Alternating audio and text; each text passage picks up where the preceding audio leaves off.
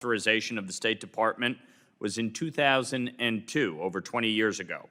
Since then, it has become common practice to reauthorize State Department programs within our legislative vehicles, resulting in a complete lack of transparency on the process and a lack of oversight on what is really going on within the department. Well, we're trying something new this year. Over the next few months, this committee will be using a microscope to examine the efficacy of the State Department and pass the first authorization in over 2 decades. This will allow Congress to exercise its constitutional oversight duties and ensure that executive agencies are being good stewards of U.S. taxpayer dollars, that every dollar and every diplomat is working in alignment with American foreign policy and its interests. My subcommittee has jurisdiction over the State Department's Near Eastern Affairs Bureau, the Counterterrorism Bureau, and the State Department's Bureau of Management.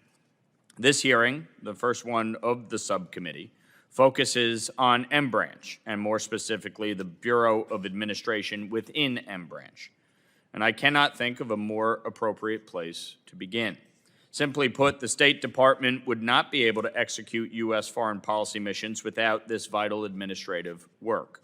The administrative side of M-Branch is responsible for states' entire acquisitions, procurement, and logistics services. It oversees real property management for the State Department and even the department's library and knowledge management systems.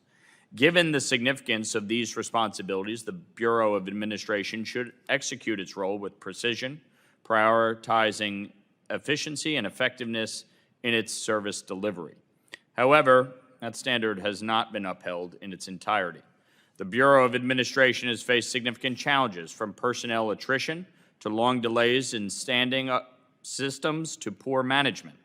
And when the State Department's administrative services fail, so too does the State Department's ability to carry out the critical work of securing American interests and priorities abroad. And that is why we are here today, to gather more information on these shortcomings and explore how Congress can help. I think it's also important to point out the role that A-Branch has in advancing efforts to improve cost effectiveness and bring accountability to government spending. This Bureau can be a force for good if we do the job right. The State Department allocates approximately $11 billion to $13 billion annually on contracts for goods and services, with the majority of expenditures occurring at the Washington level. As the nexus for the department's acquisitions and procurement, the Bureau of Administration is uniquely positioned to advance new policies promoting cost effectiveness and reform. From reevaluating contracting procedures and policies to ensuring we have the appropriate personnel in place to procure and oversee the acquisition of goods and services for the department, this subcommittee will examine every legislative avenue to ensure sharp and streamlined State Department spending procedures. I am confident this hearing will bring the subcommittee more clarity on the challenges faced by the Bureau of Administration's work, and really where Congress can come in, work together in a bipartisan way, and make government more efficient for the American people. With that, I again thank our witnesses for being here and providing your testimony, and I now recognize the ranking member, Sheila Sherfilis McCormick, for her opening remarks. Thank you, Chairman Lawler. I want to start by taking a moment to thank all of the dedicated State Department, Foreign Service, Civil Service, contractors, and the local staff at home and abroad for your hard work and service to our country and the American people. The goal of the State Department are to advance our strategic interests abroad by countering adversaries like China, Russia, and Iran, help Americans who are overseas, and finally to protect and secure our nation. When things go wrong abroad, when an American traveler gets in trouble, when someone needs a new passport, when top policymakers need information from the ground, you are there. You are our eyes and our ears and advocates abroad. Thank you for your hard work. I want to set the scene for what we are discussing today, streamlining and right-sizing the department. And why is it so important? The State Department is not a business. We cannot afford to move fast and break things. This is not about building a social media app. The stakes are much higher. This is about protecting Americans' lives, keeping Americans who live and travel abroad, making sure that when your child decides to study abroad in Italy or Jordan or Vietnam, there is someone who will help them, someone they can call on. It's about ensuring our embassies and our consulates are safe through the hard work of our diplomatic security staff. It's about ensuring the next generation of foreign services officers are taught to be experts in their field, not yes men. It's about competing against our adversaries and coordinating with our allies, not the other way around. And yes, it's about ensuring the State Department has the management tools, administrative capacities, and people it needs to get the job done.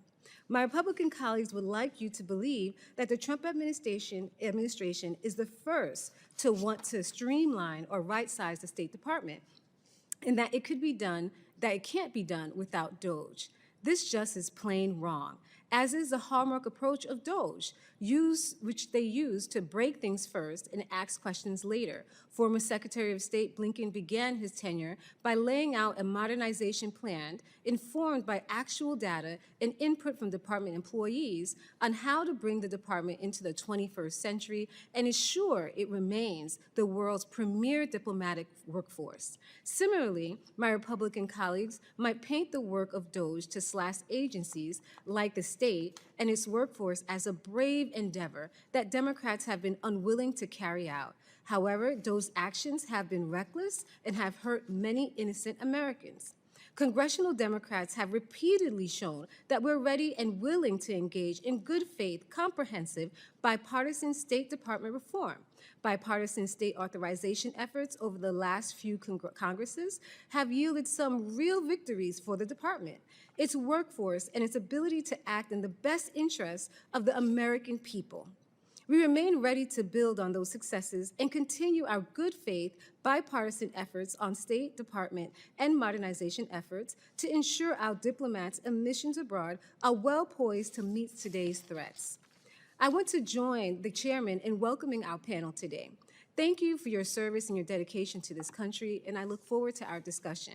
But, Mr. Chairman, I respectfully ask why this isn't a conversation that we're having with the administration itself. If Secretary Rubio and the administration are so proud of their work, where are they and why are they not here for questioning? If we are serious about working with the administration on their efforts to modernize the State Department, including proposals to streamline and right-size it, then we have to hear from them. I stand ready to have the conversation whenever they are ready. Let me be clear. I'm not opposed to finding efficiencies and increasing effectiveness where we can, but we cannot do it recklessly in a way that cedes ground to our adversaries or that leaves American citizens high and dry. U.S. national security, American lives are on the line. We need to do this the right way and not the DOGE way. Nevertheless, I'm grateful to our witnesses for being here to have this conversation and in the administration's absence, and I look forward to the insight. I yield back.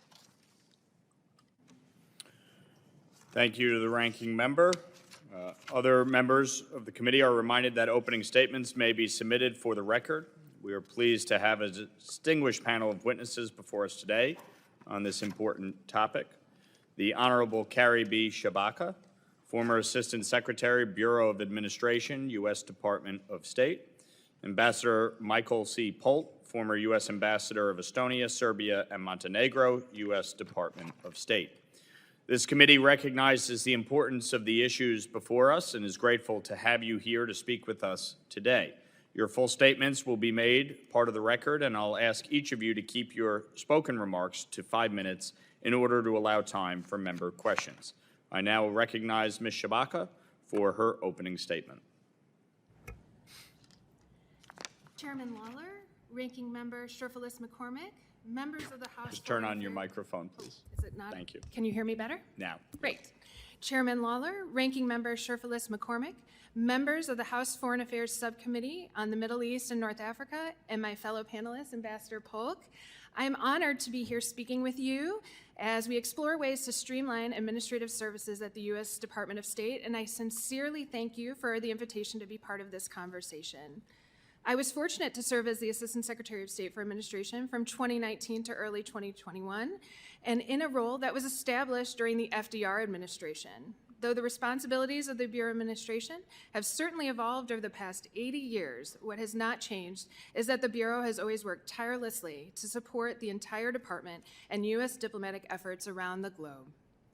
As the administrative backbone of the department, the Bureau of Administration's portfolio covers everything from worldwide logistics, transportation, travel, privacy and records mandates, acquisition and procurement, domestic real property management, emergency management readiness, language interpretation and translation services, and support for international schools. With a workforce comprised of a combination of civil service, foreign service, and contractors, the Bureau manages overseas mail and diplomatic pouch, support for presidential travel overseas, a global publishing shop, and allowances policy for all those serving abroad. In many ways, the Bureau of Administration functions as a customer service organization, with its customers being the other bureaus at the State Department, the 298 overseas posts, and even in some cases, the employees of the State Department and other ICAS agencies themselves. The best known example, of course, being shipping home goods when people are moving abroad. And due to this customer service nature, some of the Administration Bureau's divisions and programs have been able to run more as a business through the State Department's Working Capital Fund. One long-standing example of this is the Global Acquisition Division. The highly skilled and technical procurement team charges the other State Department bureaus a percentage fee of the overall procurement or contract cost to handle their acquisition work. In turn, those fees are what pay for the salaries of the employee in the division and the office spaces in which they work. Why is this a smart choice for taxpayer dollars and a good business model? One, it encourages bureaus to seek out only the contracting work that they need, not spend all that they have in their bureau budgets as there is a fee attached. Two, it ensures that the procurement shop remains flexible in size and agile in how it assigns staff, as it is based on demand and use by the State Department. And three, it encourages the Global Acquisition Division to continue to look for ways to streamline and ever increase productivity with its work to keep its fees low, as higher fees cause higher levels of customer dissatisfaction. The Acquisitions Procurement Division has long served under the Working Capital Fund system, as have other parts of A, including logistics management. And a new Working Capital Fund Service Center is being developed as we speak.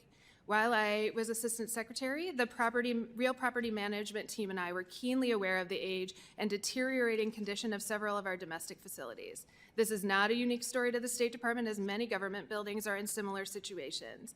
But we increased our focus on life cycle maintenance projections and schedules for the work that needed to be done to ensure proper upkeep and repair of our facilities going forward.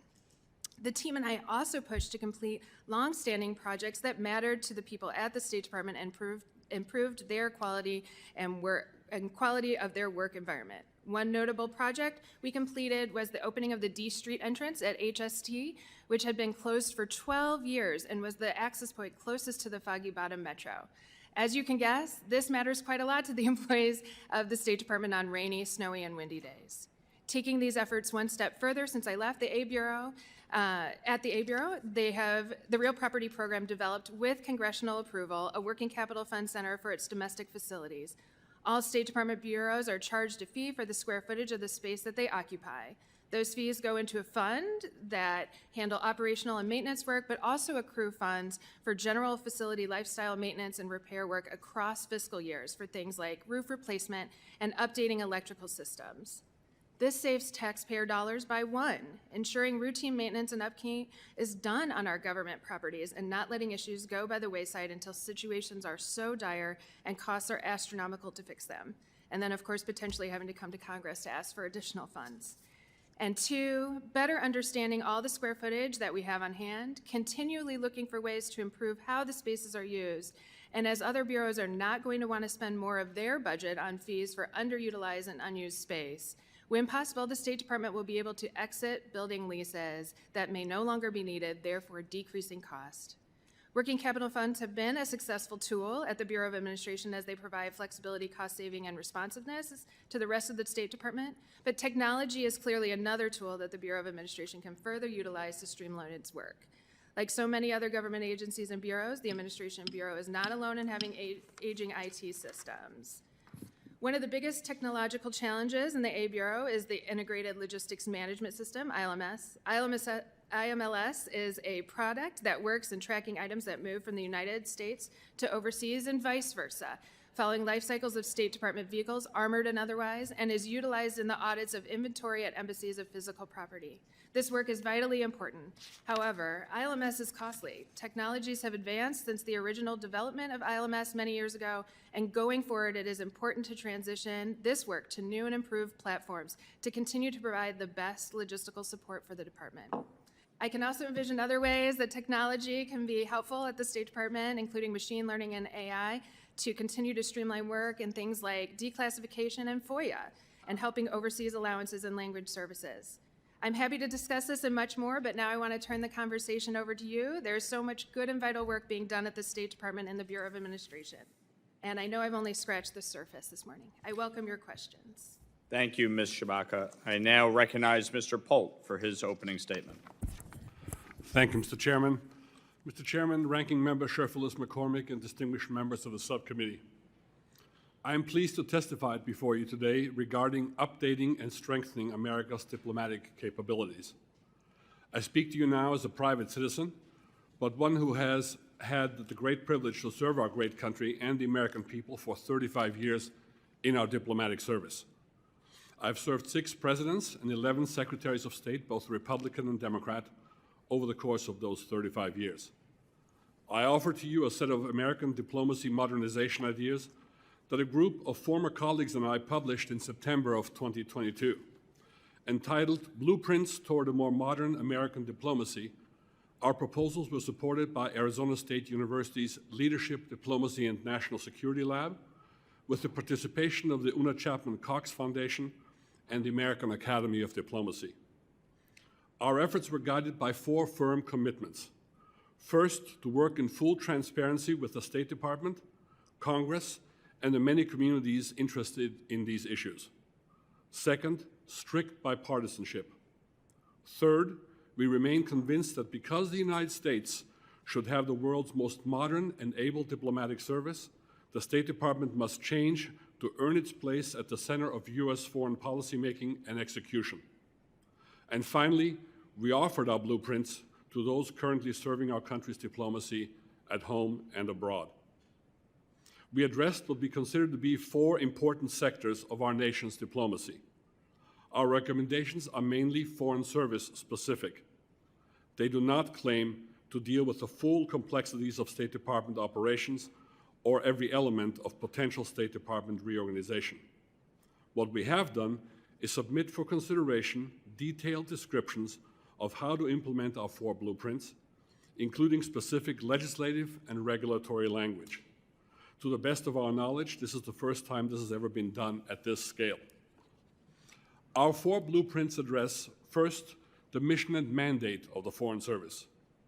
In seeking enhanced authority, responsibility, and accountability for U.S. ambassadors worldwide.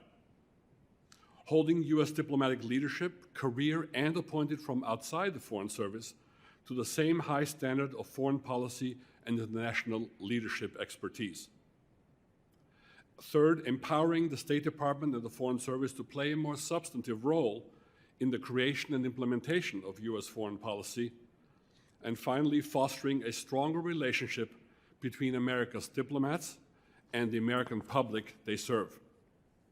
Second, we focused on professional education and training, defining, implementing, and sustaining an education and training complement for the Foreign Service that is about 8% of its total workforce. We focused on investing in robust diplomatic education and training to secure a dedicated career workforce with critical professional knowledge, including broad leadership and language skills. We focused on creating broad institutional expertise within the Foreign Service, both at home and through rotational opportunities abroad, to draw on whole of government and private sector capabilities. Finally, by prioritizing both mid-career continuing education and extending training for higher level positions, we sought to expand the pipeline of qualified leadership professionals. Third, we focused on a modern and strategically focused personnel system by creating and staffing nimble, multifunctional teams and individuals positioned where they are needed, placing the right people in the right places in the right numbers with the right skills. Developing a recruitment strategy directly targeting young, multi-skilled workforce best prepared to address rapidly progressing international challenges. And finally, in this area, and a growing greater professional opportunities for family members who serve with our Foreign Service officers abroad as a ready additional asset pool for advancing U.S. interests. And finally, we propose the creation of a diplomatic reserve corps. We seek to remedy the fact that the Department of State, in many ways America's first line of defense, has no ready, trained, and dedicated pool of reserves akin to the U.S. Armed Forces. We propose the development of a 1,000-person strong reserve corps made up of retired State Department professionals and other subject matter experts from outside the government, ready and able to move quickly in the event of natural disasters, political turmoil, or any emergency need. Finally, we offer these blueprints in support of an American diplomacy that is nimble, does not see creativity encumbered by perfunctory tradition, and that is deeply connected to the people it serves. Thank you for the opportunity to testify, and I look forward to your questions. Thank you, Mr. Polk. I now recognize myself for 5 minutes of questioning. Ms. Shabaka, in your own words, can you describe the role and function of the Bureau of Administration? What is its mission? And during your tenure there, what did you see as the biggest weakness within the Bureau? Thank you for the question, Chairman Lawler.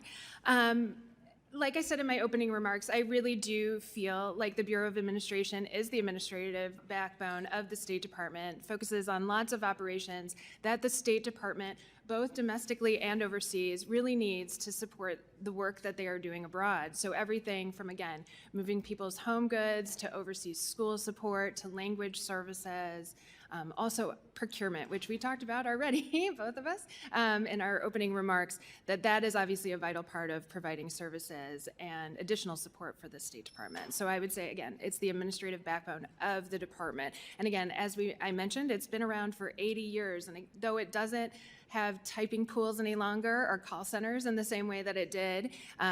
Technology has certainly evolved and opportunities have certainly evolved for the State Department. I would say one of the biggest challenges that I had when I was at the State Department was the ILMS system that I mentioned in my opening remarks. It's a significant platform that really does track all the logistical support for the State Department. Unfortunately, it's a pretty big platform that's been overly specialized over time and is very integrated. And I would say that the contract that it was originally placed on were very long contracts that have existed for a long time. And I think that as technology has improved, that the ILMS project should move on to new technological platforms that can support that effort going further. Appreciate that. What, in the work that we're doing now, especially considering that Congress has not undertaken this responsibility in 2 decades, what do you see as some of the considerations that we should make in assessing the efficiency and effectiveness of the current organization of the Bureau? Sure. So, like I mentioned, a lot of the Bureau of Administration actually does already operate under an efficiency type model. And the fact that when you work in a revolving fund space or in a working capital fund, you always want to make sure that you do not go into the red. And there are several lines of effort at the State Department, not just in the Bureau of Administration, that work in a working capital fund, like the Consular Affairs work that you see. I think something that's very smart about it is that it allows the staff to be agile, going where the demand is, the demand from within the State Department, which is what A's focus is, most certainly, but places like Consular Affairs can look to the outside and see what the demand is for their needs of staffing and their needs of effort. So I think one thing that people should certainly look at is, are there working capital fund opportunities within the State Department that they can look to make sure that they really are right-sized already? And again, making sure that your program doesn't go into the red versus asking Congress for more money is certainly a way that people can do that. So a bureau is responsible for domestic operations and emergency services at the department. Can you explain to us what that encompasses and how it differs from the Bureau of Diplomatic Security's role? Sure. For instance, why is emergency services planning and operations for domestic and foreign incidents split into two different bureaus? Sure. So emergency management services in the Bureau of Administration is actually more focused on COOP and COG, so continuing operations both of government and of operations at the State Department. So it's more of a domestic focus, so thinking of things like active shooter, unfortunately, and other topics like that. But also, obviously, emerging health crises. Obviously, emergency management was used a lot during COVID. Obviously, there's also a lot of efforts that were done internationally on COVID as well. But the focus is more domestic. I cannot speak to why emergency management services was originally put into the A Bureau, but it's been there a long time. I can certainly do that. And again, it's a slightly different focus than diplomatic security. However, they do work very closely together. That was my next question. They're coordinating between emergency planning with diplomatic security officials? Most certainly. Okay. Are there gaps in funding, personnel, or technology that hinder effective emergency coordination between a bureau and diplomatic security? I can't speak to diplomatic security as I never worked in that bureau, but I can say emergency management services, we never had a shortfall. We actually did update the notification system when I was in the A Bureau from an outdated system, and that is basically so employees can call in if there is an active shooter situation, checking in, making sure people know where they are during a weather emergency or those sorts of things for the State Department to be able to do head count. So that is a system that was updated when I was at the State Department, but I don't remember there being any financial problems when I was there. Okay. I now recognize the ranking member, Representative Sherfilis McCormick of Florida, for 5 minutes. Thank you, Mr. Chairman, and thank you again for all your service to our country. My question's for Ambassador Polk. And for your continued service, I wanted to know about some of the cuts that we're seeing. Can you talk about some ways to reform the department and better position its workforce, foreign service, civil service contractors, and local staff to advance America's interests? And do you feel that these policies of this administration so far have strengthened our workforce or have weakened it? Thank you, Ranking Member Sherfilis McCormick. I want to be very careful in reasserting one of the key principles of the work that my colleagues and I did in this blueprints for a more modern U.S. diplomatic service in our commitment to a strict bipartisanship. I do not wish to criticize or praise the administration in the current form or a past administration or criticize it. But I want to emphasize the important principles that our diplomacy serves and how one can approach the important aspects of modernizing it for 21st century demands of international affairs. And in that context, I think it is very important, and I'm grateful to this committee for looking at the Foreign Service, looking at the State Department and its functions to see if they are still the most effective way to deliver the services to the American people whom they serve. So the one thing that I would advocate is something that you mentioned in your opening statements, and that is to go ahead and look at the functions, as you are doing, of the Department of State, both civil and foreign service and our workforce abroad, to see where they meet the mission of the administration's foreign policy. And the administration's foreign policy that we are right now focused on is this administration's foreign policy. Not previous ones, not to criticize or to praise, but simply to follow the president's instructions to make his foreign policy the most effective for America and for the American people. That, in my opinion, as a 35-year nonpartisan foreign service officer, it should not be a political issue nor a partisan issue, but simply one that supports America in the achievement of its goals. Specifically, my concern has been with our global diplomatic footprint. We've seen that we have actually lost ground when it's compared to China. And so I want to make sure that we're keeping our priorities and our goals front and center as we're making decisions, and that these decisions are actually strengthening us or bringing us into a place where we're actually gaining ground when it comes to that diplomatic footprint. So in that context, do you believe that the suggested cuts right now would actually lead us towards the goal of expanding our diplomatic footprint, or do you believe that it actually is having us in this continued regression? Thank you for the question. I'll give you my opinion and hope that it finds some resonance in your concerns. I firmly believe that the United States can afford roughly 1% of the federal budget on its diplomatic workforce to present a universally present American diplomacy in every part of the world. I do not think that it is something that is too expensive for the American people to support in terms of all the functions you mentioned in your opening statement and all the concerns that the chairman mentioned in terms of the efficient operation of our foreign affairs bureaucracy. I would not cut back on our presence around the world, no matter how in our consulates nor in our embassies, simply because there are other competitors out there who are perfectly willing to fill the vacuum that we leave when we depart. And I can assure you that I have served in huge embassies abroad, from Mexico City to Berlin, Germany, to very small embassies in Estonia and in other places around the world, where the presence of the United States was always the central point of focus for both the host country and other diplomatic representations from other countries, to see the American embassy as the most effective and the most efficient diplomatic service there. Whenever they had questions about how to deal with the diplomatic challenges of that region and of that country, they would first come to the U.S. Embassy.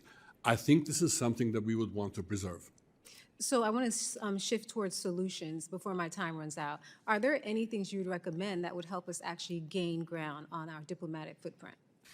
The one thing that I really think would be really important, I would hope that you would take a very close look at, is our proposal for a diplomatic reserve corps.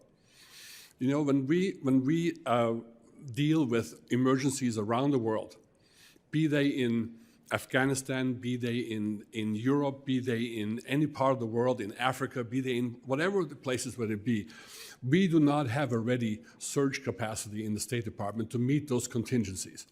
What happens is you have to take people from existing positions around the world, take them out of those positions, and send them to the area of greatest need. Fair enough, we do what we have to do, but that is not an efficient way to handle crises when a surge capacity is desperately needed. So creating this 1,000-person reserve corps, ready, trained, and cleared and able to be deployed whenever we need them, wherever we need them, is something that we strongly urge the committee consider. Thank you. I yield back. Thank you to the ranking member, and thank you, Mr. Polk, for your testimony. I now recognize the Chairman Emeritus of the Middle East and North Africa Subcommittee, the gentleman from South Carolina, Mr. Wilson, for 5 minutes. Thank you, Mr. Chairman. And indeed, Ambassador Polk, thank you for your service. It's really inspiring to have known that your service in Estonia, in Serbia, Montenegro, and then find out Mexico City and Berlin. It just never ends. Thank you very much. And with that in mind, I'm so grateful for your association with McCain Institute. I had the wonderful opportunity to campaign. It was hard at Hilton Head Island for Senator McCain when he was running for president. And then I was grateful to be with him and Senator Lindsey Graham and Joe Lieberman campaigning in New York City. Mike Lawler gave me a visa to be there briefly. And so then over and over again, Senator McCain, what an inspiration. Each year at the Munich Security Conference, he played such a role, and indeed, he was referenced at the conference again this year as to his role that he's made. And so I wish you well in your service. With that in mind, in 2012, the GAO reported that the state had made limited progress in containing costs to providing administrative costs. It did not reduce the need for American administrative costs overseas, which cost more than local staff. Do you have any suggestions on how to re-engineer the administrative processes and seek innovative managerial approaches to improve cost effectiveness? Mr. Wilson, thank you very much for your question. And I'll give you my answer, but of course I will defer to my colleague here who's got much more expertise in those specifics. But I'll give you my response from my experience of 35 years of being the beneficiary of the administrative services that the A Bureau and other colleagues at the State Department provided. I must say that the overall support that the State Department provides, both to its foreign and civil service and its locally employed staff, is excellent.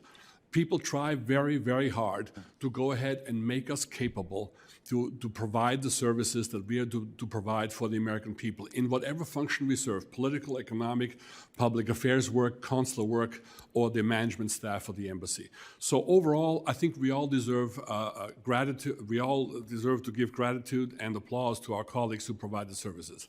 Now, that said, I must say that I've been, over my time in the State Department, involved in a few efforts previous to the current undertaking that I did with some of my former colleagues to try and streamline our overall bureaucratic processes. And I'll give you one example that I think is, I once proposed and I was quickly shot down, but one that I'd like to offer here for your consideration. For instance, our travel management system. To travel for, as you probably learned from your own experience, to travel for the US government can be a very complex enterprise. And it becomes very, very difficult to arrange, very complex to do, and I would argue costly to maintain and to then cross-check once you have accomplished it. I once proposed something totally revolutionary, which I think would save the government a lot of money and make it much simpler to go ahead and undertake the vast amount of travel that the State Department particularly has to engage in. And that is a totally no-fault travel system where the United States government simply says, Mike Polt, you're being sent to U.S. Embassy Berlin. You are to report to your supervisor on date X, and you are serving there for the 3 years. The State Department has figured out that that costs so much money for you to go ahead and afford to make that travel. Cabinet, coach class, American carrier, all those rules. We have deposited this amount of money in your bank account, report to your supervisor, have a safe trip. End, over, out. There's nothing further that needs to be checked, nothing further that needs to, no additional bureaucracy that needs to be deployed. You can just go ahead and do that. We could save ourselves a number of positions and expenses if we did away with some of those people who have to check. Thank you for that suggestion. I saw Chairman Lawler write that down to forward it ahead. Madam Secretary, as a former real estate attorney, it's always intriguing to me, real estate owned, particularly by the U.S. government, and there are some properties that are underutilized. What's being done to determine the ability to divest properties that are not needed worldwide? Sure. So I can certainly speak to domestic facilities because Overseas Building Operations is the bureau that's responsible for the properties that are overseas that are owned by the State Department. As I mentioned in my opening remarks, one of the things that the Real Property Group is doing in the Bureau of Administration is working under a working capital fund in the idea that if you charge other bureaus at the State Department for the space that they occupy, whether they use it well or if it's underutilized or potentially not used at all, that they will not want to incur those fees charged to them by the Real Property Management team, and therefore find ways to use the space more efficiently going forward. And if the space is unused, be willing to give up that space and give it back to GSA, who we all know is the landlord of the majority of the domestic facilities that the State Department operates out of. So I think that's really a good way to really make sure you know what square footage you actually have. It's surprising how many government agencies don't even know the footprint that they necessarily possess. Thank you for your efforts. No problem. I yield back. Thank you, Mr. Wilson. I now recognize for 5 minutes the distinguished gentleman from Tennessee, Mr. Burchett. Thank you, Mr. Chairman, and thank you all for being here. You don't have to adjust your mics. This is the way we talk in East Tennessee. It's the only place in America where people don't speak with an accent, so thank you all. I never know what Lawler's saying. I just look at him. If our eyes meet, I figure he's talking to me, but I can't never figure out what the heck he's saying. What did you just say? Yeah, see, there you go. Hey, leave the comedy to me, Lawler. Anyway, Mr. Chairman, could you give me the, I'm sorry, not Mr. Chairman, but you got me all confused. Could one of y'all tell me the role and the function of the Bureau of Administration, and what services does it specifically provide for the State Department? Just give it to me from the heart. You don't have to read something, ma'am. Just tell me what you think. How about that? Sure. So I would say the A Bureau is certainly a collection of interesting operational functions that work at that are the backbone of the State Department and the operational services there. So again, as mentioned, travel services is certainly one of those, but logistics management is a big category. Records management and privacy mandates and FOIA is another one that people obviously think of. Contracting and procurement is a huge part of what the A Bureau does. And then real property is certainly something. But we also oversees the Overseas School Program, which making sure that those that serve overseas with their families, that their children can attend schools that are up to U.S. standards and give them the support that they need for the education of their children. We also do things like language interpretation and translation. It's far and wide. I kind of always make the joke, there was this old Life cereal commercial, like, give it to Mikey, he'll eat it. He'll eat it, The A yep. Bureau is kind of that model, quite frankly. It is the place that lots of little programs that maybe a lot of people don't think about go that support the State Department as a whole. Sir, would you add or detract anything from that? Well, the first thing I would like to add, Mr. Burchett, is that I appreciate the way you talk, because I'm a graduate of the University of Tennessee at Knoxville, despite my accent, which is obviously not from Tennessee. Go Vols. What year was that? 1977, the year I Okay. joined the Foreign Service. See, I was, wait, see, I had 97. No, my dad was Dean of Student Conduct back then. I doubt he saw you then either. You were probably one of those overachievers. But he also had the Freshman Honor Society, so I don't know if that he saw you there either. Let me skip around a little bit. Do you think that the State Department is maintaining facilities that provide little or no benefit to its diplomatic mission? Because I know we're looking into a lot now at waste and things, and I don't want you to be critical, but I would like to know if you could see some efficiencies there. I'll speak from my perspective, of course. I'm happy to have my colleague be much more specific, because she was in charge of the real estate of the department. I know that there's a plan, or at least some consideration being given right now to streamlining our overseas presence in terms of, do we need to have consulates in various parts of various countries? Can we close smaller posts? Can we go ahead and create more efficiencies by not being everywhere? First of all, I would certainly recommend and advocate that we maintain the principle of universality in terms of being present in every country in which the United States has diplomatic relations. That does not mean that we have to have a gigantic presence, or that we have to have multiple consulates in the same country. That the embassy can be the focal point of the U.S. diplomatic presence and representing U.S. interests. So in that context, taking a close look at the multiple consular posts we might have in certain countries, particularly in the more advanced countries or the more modern parts of the world, and also whether every agency that is represented overseas needs to be overseas to go ahead and perform the functions on behalf of the American people. In other words, does every agency right now that has a perch in certain places, can it be done from either regional offices, or can it be done from back in the United States, versus having it done in overseas location? So in that sense, I think it's very worthwhile to look at efficiencies, not to sort of say, no, we have to have everything just the way it is.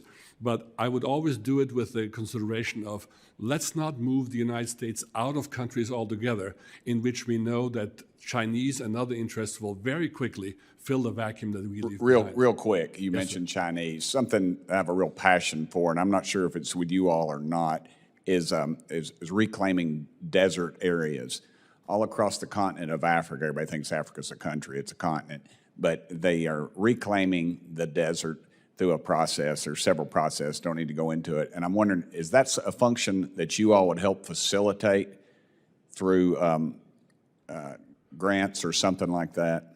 In other words, the question being, would we? Because if we don't do it, the Chinese are going to do it. In other words, should we be competing everywhere in the world, including on the area that you just mentioned right now? My strong recommendation is categorically so. We should not let Belt and Road be the effort that sort of rules the roost around the world without the United States being present. I'm way over my time, but if y'all know somebody who's involved with that, if y'all could get with me, I would really love to be involved in that. Yes, sir. It's Thank not you. worth a vote for me, but I could sleep well at night knowing that we did something. Thank you, Thank you, Mr. sir. Chairman. I'm way over, but thank you, brother. Just a wee bit. Thank you, Mr. Burchett. I now recognize for 5 minutes the gentleman from New Jersey, Mr. Kane. Thank you, Mr. Chairman, and thank you to our witnesses for being here today. As the administration considers ways to improve the efficiency of U.S. government overseas operations, we must determine the best approach for providing support services to the various agencies stationed at embassies and consulates. GAO has found that increasing participation in the International Cooperative Administrative Support Services system can lead to economies of scale and cost savings. It also noted that Congress should consider requiring agency participation in ICAS unless a valid business case justifies an exemption.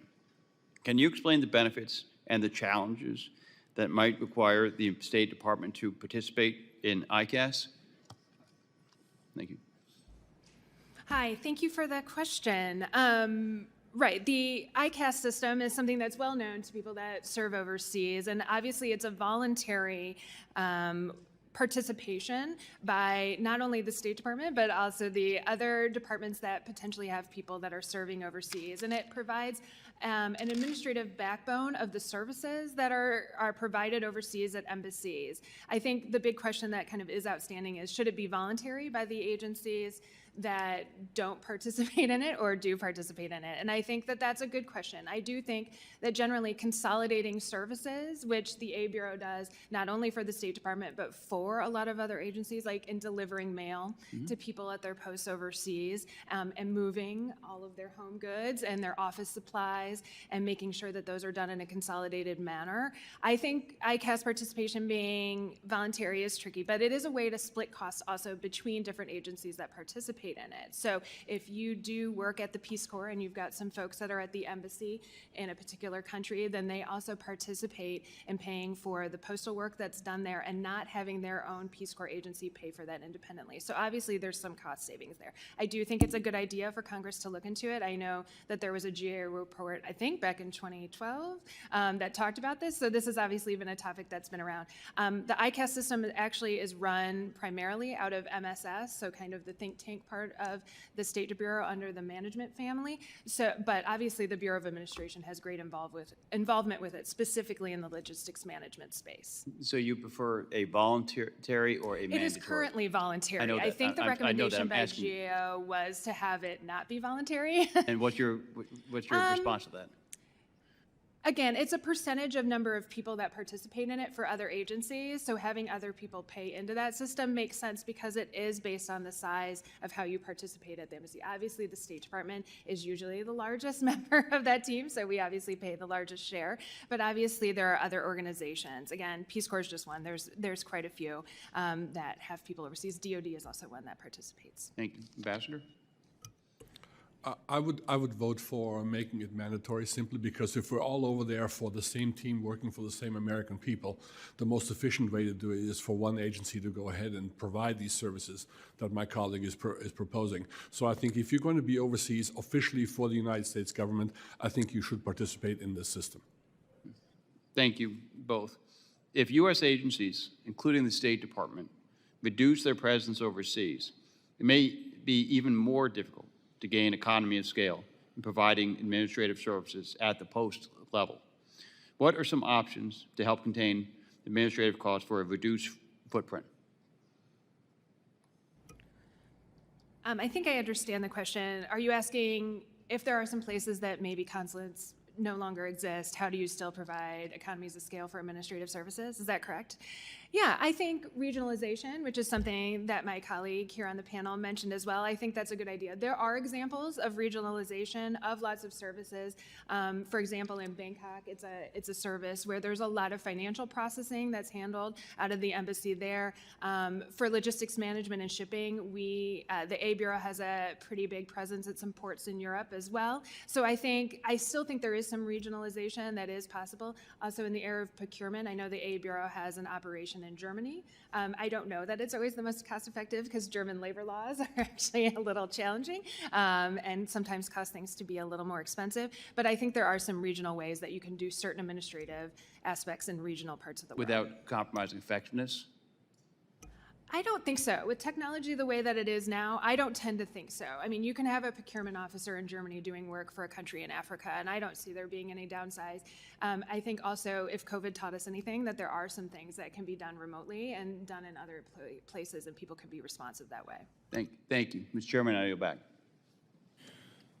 Thank you, Representative Kane. I now recognize for 5 minutes the distinguished gentleman and former Secretary of the Interior, the gentleman from Montana, Mr. Zinke, for 5 minutes. Thank you, Mr. Chairman. And just a couple comments as we go through. I would think that if you use the services, you ought to pay the freight. Whether it's mandated or not, there might be more efficient. Let those guys, figure it out. But if they use the services, certainly I think they should pay the freight. I think that's fair. Mr. Ambassador, looking through and listening to your testimony, I'm interested when you say enhanced authority. That seems to be a theme throughout. No doubt individuals with traveling around, as my experience as a commander, I think that everyone works for somebody. So to give carte blanche, I think probably the ambassador or the RSO is probably the guy that would approve such things. But explain to me when you say enhanced authority. What do you mean by that? Thank you, Mr. Zinke. Since our ambassadors serve as representatives of the President of the United States around the world, and they are charged by the President in these, what we call the Chief of Mission letters, by every President in every administration that give the ambassador the instruction, you are in charge of all U.S. official government activities in your country of assignment, and you have all these responsibilities and accountability for their safety and for the performance of their duties. I have found that over the years, in my experience and also my experience as ambassador, that more and more there has been this effort to have to refer back to Washington for permission to go ahead and do your job. That has been very clearly outlined for you already by the President and the President's letter and the Secretary of State. And to your point, we're talking about regionalization, right? In my experience, you have to be very, very careful when you regionalize. Because you oftentimes, rather than you regionalize a service, you regionalize authority. And that line is problem because it does create a bureaucracy. So when you say authority, do you have specific authorities that you think that we can push the State Department to give to the ambassadors? I think we should go ahead and let the ambassadors perform the function that the President and through the Secretary of State from the President have been given to the ambassador in very clear format, and not ask for our chiefs of mission to have to refer back to Washington for the functions which have already been authorized, and to make sure that they have the authority to not only perform their mission, but also to be the risk managers and the risk absorbers for our functions abroad. The example I'd like to give you is, you know that many of our embassies nowadays are very heavily secured and fortified to make sure that our staff stays safe. That's a smart and prudent idea. At the same time, you can't do diplomacy from behind a fortified wall. You have to come out and meet the people, to go ahead and engage with the host country, to go ahead and take a certain amount of prudent risk in performance of your duty. Our ambassadors need to be authorized to go ahead and absorb that risk prudently, to hold themselves accountable for taking those risks, but to go ahead and get their staffs to be able to accomplish their mission, and not to be so risk averse that we can't get the job done. In your experience, do you find it frustrating on our procurement process? It seems you have the operator that knows what he wants, the vendor who basically knows how to manufacture it, but we put a third entity called the contracting officer in charge. Is there frustration in the State Department, like there is with the Department of Defense, on timeliness of procurement? Certainly there is. Let me be honest. Of course there is. At the same time, we realize that everybody cannot be his or her own procurement officer. You have to have a process that is fair, that is clearly delineated, and that is accountable to the money being wisely spent. At the same time, you know that sometimes it takes much too long to procure things. Often we work on budgets where there are restrictions all the way through the end to the end of the fiscal year, and suddenly at the end of the fiscal year you said, my God, you better go out there and buy some refrigerators and some various other things, because very quickly the money needs to be spent. It would be better if we had a more logical and more predictable procurement process throughout the entire fiscal year. You seem very articulate for a Sun Devil. I played for the Ducks, just for the matter of record. Do the best I can. And let me ask you that, if this committee, if you could say, we're going to focus on one thing, to fix one thing within the span and the authority of this committee, what would you pick? The one I already picked, sir, and that is the one is, I really think you should give serious consideration for creating this diplomatic reserve corps. Create that body of surge capacity for the United States, not just for the State Department, for the United States, to meet overseas contingencies on a diplomatic basis that we currently do not have. With the State Department positions already being vastly understaffed by current projections of about 13% of positions around the world not being filled, in order for us to go ahead and meet emergencies, it becomes a really dire situation to be able to meet those. Thank you, and thank you both for your service. Mr. Chairman, I yield. Thank you, sir. Thank you, Representative Zinke.